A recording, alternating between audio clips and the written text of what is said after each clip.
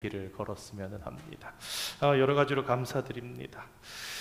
한국의 연상호 감독이 만든 단편 애니메이션 영화 중에 단백질, 사랑은 단백질이라는 작품이 있습니다. 처음에 저는 연상호 이름으로 그냥 들어서 몰랐는데 유명한 분이더라고요. 영화 부산행이라는 영화, 그 기차 안에서 자기 가족들을 지키기 위해서 공유하고 뭐 이렇게 나와서 저는 그 영화는 못 봤는데 한동안 굉장히 흥행했던 걸로 기억합니다. 그리고 2021년이었나요? 그 우리 코로나 중에 넷플릭스 드라마 중에 지옥이라는 굉장히 충격적인 소재로 갑자기 알 수 없는 몇 날 몇 시가 되면은 뭐 희한한 천산지 악만지 그런 존재가 나타나서 사람을 심판하는 굉장히 센세이션했었는데 그것 때문에 검색을 하다 보니까 올해 시즌2가 또 나온다고 그러더라고요. 아무튼 사랑은 단백질이라는 이 단편 영화, 불과 22분 분량의 아주 짧은 단편 애니메이션입니다. 우리 어떤 목사님이 추천을 해주셔서 봤는데 설정이 굉장히 좀 흥미롭습니다. 주인공이 치킨집 사장입니다. 사람들이 등장하는 우리 사회의 이야기를 하는데 그 치킨집 사장이 닭이에요. 자기가 닭이면서 치킨을 파는 거예요. 그리고 이웃집에 옆집 건너집에는 족발집 사장이 있는데 거기는 돼지입니다. 족발을 파는데 사장이 돼지예요. 어느 날 밤 하숙생 몇 명이 치킨을 시킵니다. 이에 치킨집 사장이 열심히 닭을 튀겨가지고 족발집 사장인 돼지에게 자기 대신 배달을 좀 가달라고 말합니다. 아무튼 그렇게 족발집 사장인 돼지가 손에 들고 온 치킨을 이렇게 배달을 하고는 그 하숙생들이 그것을 받아서 먹으려고 하는데, 이제 들어가서 먹으려고 하는데 어두운 골목 저 한켠에 치킨집 사장인 닭이 이렇게 굉장히 울적한 기분으로 이렇게 막 계속 이렇게 있어서, 그러니까 족발집 사장이 그러는 거예요. 이 사람 참 여기까지 와가지고 막 그러는데 하숙생들에게 이야기를 좀 하고 싶다고, 좀 얘기를 해도 되겠냐고 사진을 한 장 꺼내서 보여주면서 지금 당신들이 먹으려는 그 치킨이 사실은 내 아들이다. 그래서 내 아들을 튀겼다. 그러면서 얘기를 하는 거예요. 이름은 닭돌이고 나이는 8살이고 유난히 눈이 맑고 못난 아버지를 잘 끔찍이 따르던 착하디 착한 아이였습니다. 부디 그것을 잊지 말아 주십시오 라고 얘기하면서 하여튼 스토리가 되는데 참 말씀드리기는 참 좀 굉장히 잘 정리가 좀 어려운, 아무튼 말도 안 되는 설정으로 이렇게 영화를 만들었을까. 소개를 받아서 잠깐 봤는데, 길지 않아서 또 봤는데 보고 난 느낌은 당황스러움이었습니다. 보고 났는데 좀 불쾌감도 오는 것 같고요. 그랬더니 불쾌감이 느껴졌다면 제대로 보신 것 같습니다 그러더라고요. 나중에 이 연상호 감독이 미디어에 출연해서 이 영화에 대해서 하는 말을 들을 수 있는 기회가 있었는데 이렇게 얘기를 하더라고요. 그게 우리의 인생입니다. 그러니까 무슨 말인가? 잘 살아보기 위해서 열심히 수고하고 애쓰지만 그렇게 열심히 살아서 결국 잡은 것이 내 자식이고 결국 잡은 것이 내 건강을 해치는 일이었다. 그런 우리의 인생 이야기를 그 단편 영화를 통해서 우리들에게 하고 싶었다라는 것입니다. 오늘 말씀을 생각하면서 좀 연결되는 부분이 있는 것 같아서 잠시 말씀을 드렸습니다. 사도행전, 복음이 어떻게 예루살렘에서부터 시작되어서 유대와 사마리아를 거쳐 땅 끝까지 퍼져나가게 되었는가, 거기에 대해서 쓴 책입니다. 그런데 여러분 잘 아시죠? 사도행전은 누가가 썼다라는 건요. 누가가 누가복음을 쓰고 사도행전을 쓴 거예요. 우리 성도님들께서 이렇게 기억하시면 편하실 것 같습니다. 누가복음의 속편이 누가복음 2가 사도행전이구나. 자, 누가는 누가복음을 통해서 지금까지 예수님 이야기를 했어요. 예수님이 죽으셨잖아요. 그렇다면 그 예수님의 이야기가 어떻게 되는가? 그래서 그 예수님의 이야기가 계속해서 전 세계로 이렇게 확장되어지고 있다는 것을 보여주는 책이 바로 사도행전, 누가복음의 속편입니다. 그 중에서 우리가 함께 읽은 오늘 8장의 말씀은 빌립 집사가 에디오피아 내시를 만나 복음을 전한 이야기, 누가에 의해서 아주 특별하게 선택된 것으로, 이 이야기는 또 이렇게 말씀드릴 수 있습니다. 복음이 어떻게 아프리카의 에디오피아까지 퍼지게 되었는가, 그것을 또 설명해 주는 굉장히 귀한 기독교 역사의 자료 가운데 하나가 됩니다. 우리가 잘 아는 것처럼 사실 복음이 퍼진 것은 핍박 때문이었습니다. 예루살렘에 갑자기 임한 핍박 때문에 스데반 집사의 죽음을 시작으로 해서 가시화된, 빌립은 사실 북쪽으로 도망가고 있었습니다. 북쪽 지역으로 도망가면서 사마리아 성에서 복음을 전합니다. 그런데 복음을 전했더니 놀랍게도 기적처럼 여러 가지 일들이 일어나면서 많은 사마리아 사람들이 복음을 받아들이는 결과가 나타납니다. 그런데 그때에 하나님의 사자가 빌립에게 특별히 나타나서 이렇게 이야기를 합니다. 야, 남쪽으로 가서 예루살렘에서 블레셋 가사로 내려가는 그 길로 가라. 오늘 본문에는 그렇게 빌립이 성령의 인도하심을 따라서 광야에서 복음을 전해준 에디오피아 내시가 등장합니다. 근데 성경은 이 사람에 대해서 이렇게 설명합니다. 에디오피아 여왕인 간다게의 국고를 맡은 관리였다. 그러면서 특이하게 성경은 그런 그가 내시였다라고 기록합니다. 아마도 에디오피아에서는 이런 관리가 되기 위해서 꼭 내시가 되어야 하는 것은 아니었다고 합니다. 그럼 우리 생각은 이렇게 생각이 미칠 수 있습니다. 그렇다면 과연 왜 내시가 에디오피아의 왕국의 국고 전체를 맡아서 관리하는 그런 최고위에까지 올라갈 수 있었을까? 상당히 의아하다. 정상인도 있었을 텐데 굳이 왜 내시인 그 사람이 그 자리에까지 올라갔을까? 어쩌면 성경학자들은 그가 내시였기 때문에 이 일이 가능할 수도 있었다고 합니다. 그 배경을 잠깐 한번 말씀드려 보겠습니다. 2000년 전 당시에 이디오피아 왕국에서 그 나라의 왕은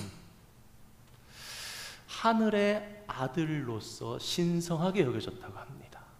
그래서 다른 나라들처럼 전쟁을 수행할 때 같이 나간다던가 뭔가 정치를 하면서 세속적인 다스림을 하는 사람이 아니었다고 합니다. 아주 성스러운 사람, 그는 하늘에 속한 사람이야. 그래서 세속적인 일을 전혀 하지 않는 거예요. 하늘의 아들이니까. 그러면 그런 세속적인 일들은 누가 하는가? 나라의 살림은 누가 다스리는가? 그것은 왕의 어머니인 데비가 그것을 관장하는 그런 시스템이 이디오피아 나라의 국정 시스템이었다고 합니다. 그리고 이런 일을 맡은 여왕, 즉 왕의 어머니를 가리켜 간다게라고 에디오피아에서는 불렀다고 합니다. 그러니까 오늘 본문에 나온 간다게는 사람 이름이 아닙니다. 직책입니다.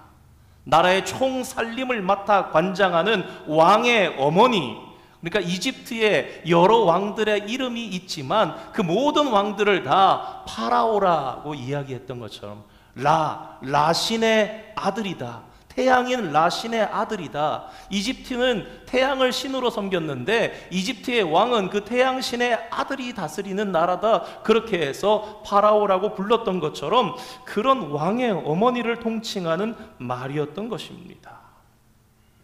그 여왕의 명령에 따라서 나라 전체의 모든 국고를 책임지는 관리니까 여러분 어떻습니까?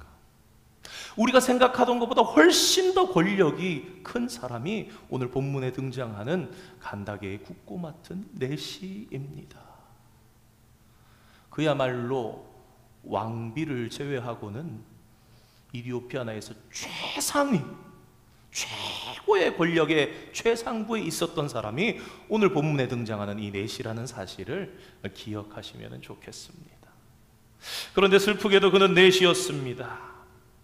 앞서 말씀드린 것처럼 어떻게 내시가 이런 최상위의 권력을 가질 수 있었을까? 여기에 대해서 이렇게 주장하는 사람들이 있습니다.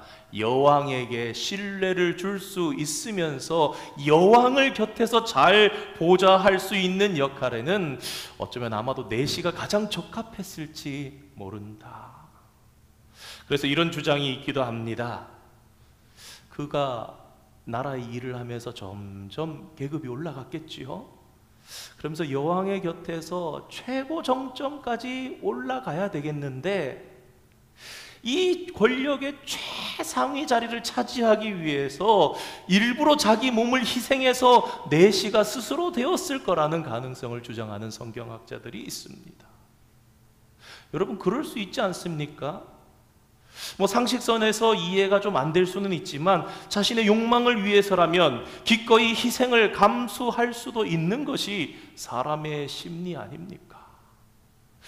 중국 무협지 가운데 그런 거 있지 않습니까?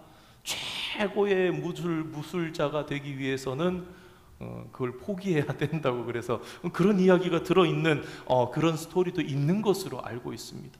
남자를 버려야 그래야 최고 무술의 고수가 될 수 있다는 그런 이야기가 있었던 것 같습니다. 아무튼 그 덕에 이디오피아 최고의 권력까지 올라갈 수 있었는지는 모르겠지만 아마도 이 내시는 그 뒤로 생각했던 것만큼 만족스럽지 않았던 것 같습니다.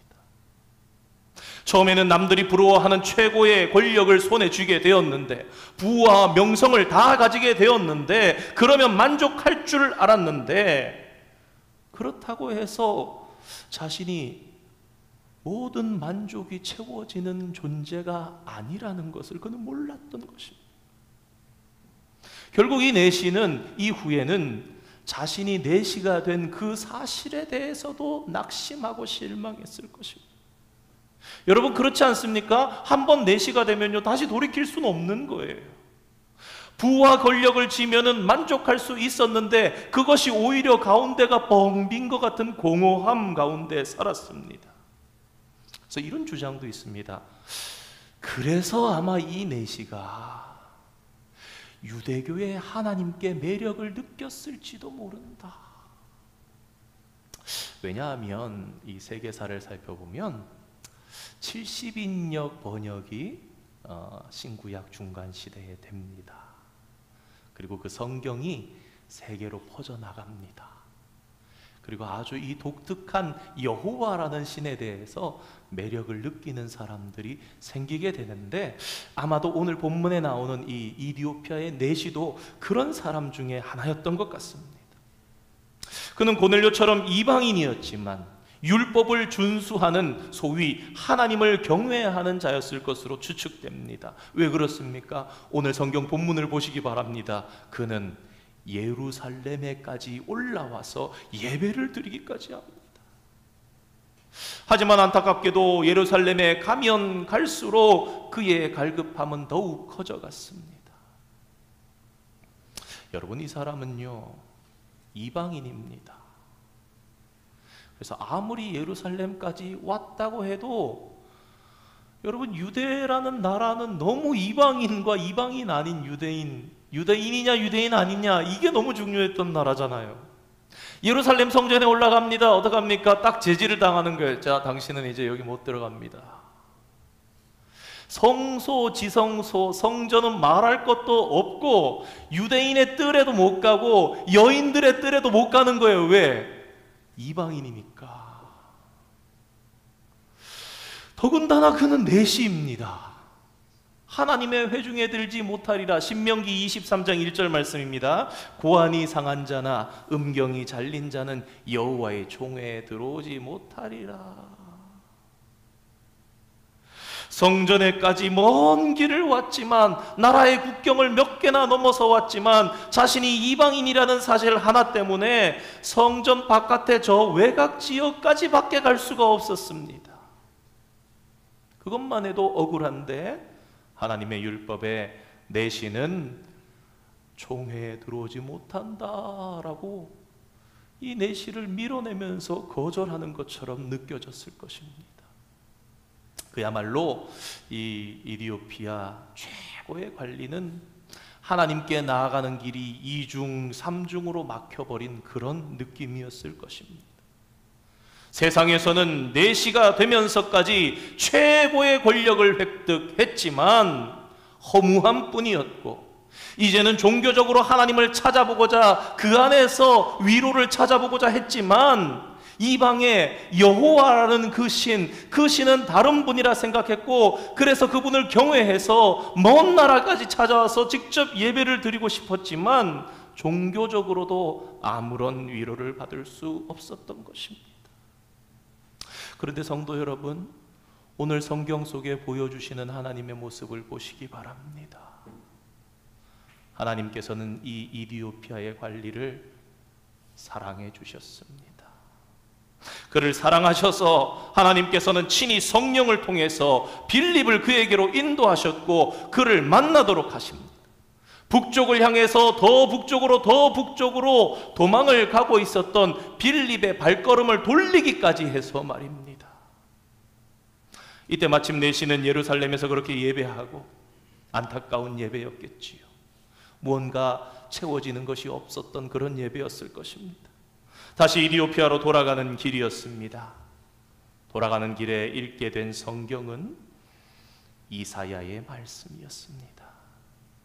그리고 마침 그가 읽고 있던 이사야 성경의 부분은 이사야 53장으로 메시아의 고난에 대해서 그리고 있는 그런 말씀이었습니다.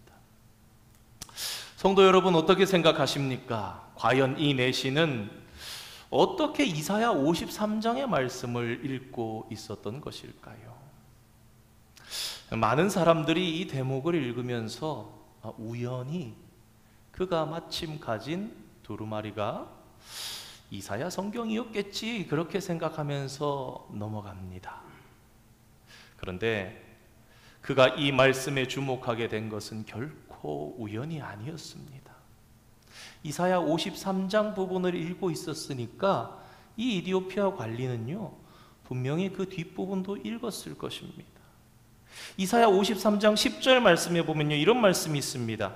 여호와께서 그에게 상함을 받게 하시기를 원하사 질고를 당하게 하셨은즉 그의 영혼을 속건제물로 드리기에 이르면 그 씨를 보게 되며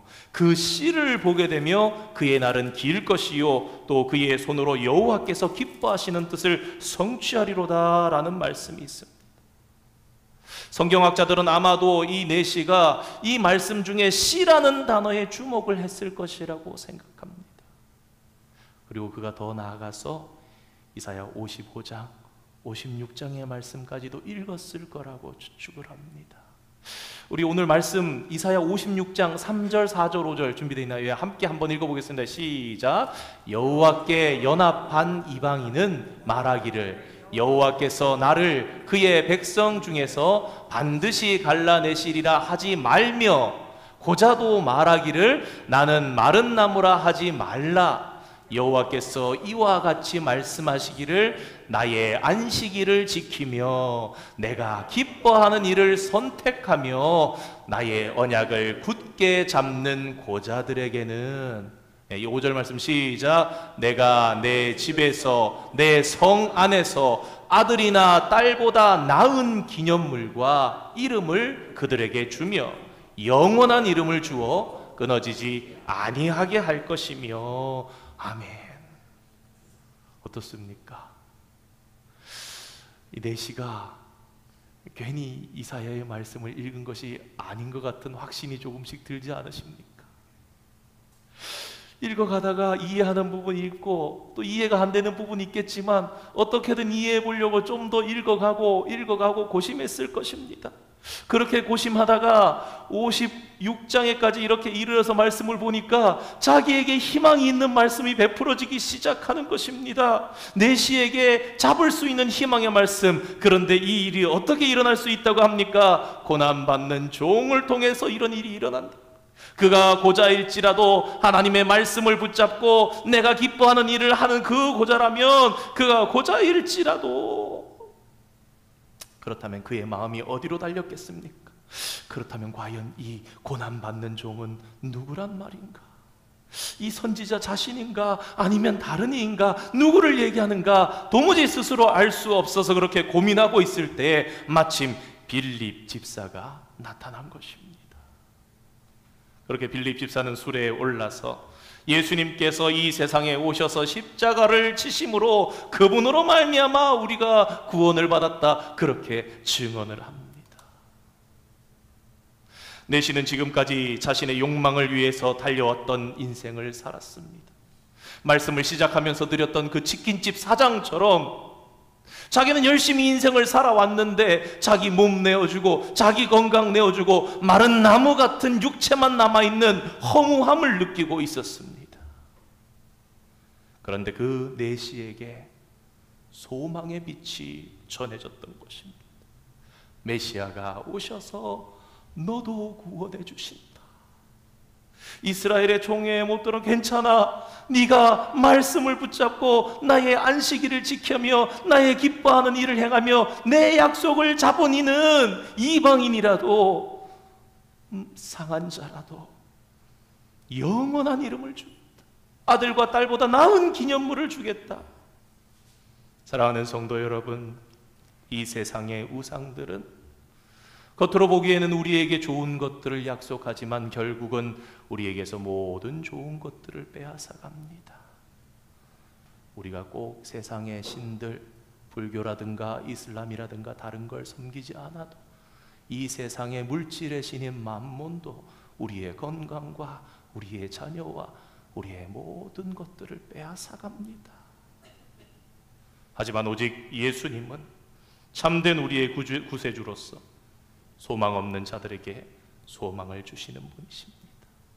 그분은 자신의 몸을 십자가 위에서 내어주심으로 말미암아 우리가 당할 죽음을 대신 지심으로 우리를 구원해 주셨습니다. 내시는 그리스도를 발견한 후에 그 안에 기쁨이 넘치게 되었습니다. 그는 즉시 믿음으로 예수님을 영접하고 그 자리에서 세례를 받았습니다. 자기가 주님 믿고 살겠다 개종을 한 거예요. 나도 그리스도인이다라고 개종을 한 것입니다. 그리고 다시 자기가 살던 곳으로 돌아갔습니다. 내시는 세상의 욕망으로 충족시키는 방법으로는 얻을 수 없었던 큰 기쁨을 마침내 얻게 되었고, 이제 기쁨으로 자신의 길을 계속해서 걸어갈 수 있게 되었습니다. 조금 깊이 또 하나 생각해 볼 것이 있으니, 이 내시는요 복음을 받았다고 해서 그 후에 성직자가 되기로 결단했던 것이 아닙니다. 다시 그냥 이전의 자기의 자리로 돌아갔습니다. 여전히 이디오피아 간다게라는 여왕 그 국고를 맡은 자로서 충실히 살아갔습니다. 하지만 그의 삶의 관점은 어떻습니까? 완전히 달라진 거예요. 예전에는 그는 자신의 욕망을 충족하기 위해서 높은 권력을 추구하면서 살아왔을 것입니다. 하지만 이제 그의 마음에는 이미 기쁨이 넘치고 있었습니다. 그에게는 더 이상 직업이라든가 더 이상 물질이라든가 우상을 추구하는 방편이 아니게 된 거예요. 이 일하는 것이. 이제 그는 그 속에 구원을 얻은 그 기쁨을 가진 자로 세상에 들어가서 자신에게 주어진 사명을 감당하게 되었던 것입니다. 우리 에베소서 6장 5절에서 7절 말씀 한번 읽고 말씀을 정리하도록 하겠습니다. 함께 읽겠습니다. 시작. 종들아 두려워하고 떨며 성실한 마음으로 육체의 상전에게 순종하기를 그리스도께 하듯 하라. 눈가림만 하여 사람을 기쁘게 하는 자처럼 하지 말고 그리스도의 종들처럼 마음으로 하나님의 뜻을 행하고, 7절입니다. 기쁜 마음으로 섬기기를 주께 하듯 하고 사람들에게 하듯 하지 말라. 아멘. 사랑하는 성도 여러분, 그리스도인 된 우리가 성실히 열심히 일하는 것은 내가 이렇게 일하면 내가 원하는 자리에까지 올라갈 수 있기 때문이 아닙니다. 우리는 이미 우리 마음에 기쁨이 있기 때문에 넘치는 기쁨으로 성실하게 일한다라는 것입니다. 성도 여러분, 여러분도 예수 그리스도를 발견하셨습니까? 그렇다면 그 기쁨을 가지고 사시는 여러분들 되시기를 축원드립니다. 오늘 말씀을 통해서 그가 어떤 일을 하는 사람이냐, 그의 직업이 무엇이냐가 아니라 그 속에 예수 그리스도를 품은 사람이냐, 그것이 바로 그로 하여금 기쁨으로 살아가게 하는 그의 인생을 좌우한다라는 것을 우리는 알게 되었습니다. 여러분이 무슨 일을 하고 계시든지 그 기쁨을 가지고 하나님께서 여러분을 부르신 그 자리에서 기쁨으로 사역하시는 믿음의 사람들이 되시기를 바랍니다. 욕망이라는 우상을 마음속에 품고 억지로 무언가를 추구하는 삶이 아니라 어떤 일을 하더라도 어디에서라도 주님만 주인으로 섬기면서 사시는 기쁨의 삶이 되기를 원합니다. 예수님을 만나고 기쁨의 사람으로 변화된 오늘 에디오피아 내시처럼 무엇을 하든지 마음속에 기쁨의 샘이 넘쳐 흐르시는 그런 축복의 성도들이 되시기를 주님의 이름으로 축원드립니다. 그래서 사실 우리 예배 시작하면서 내게 강 같은 평화가 이렇게 생각나서 넣었습니다. 우리 내게 샘 솟는 기쁨, 나는 예수님이 좋아.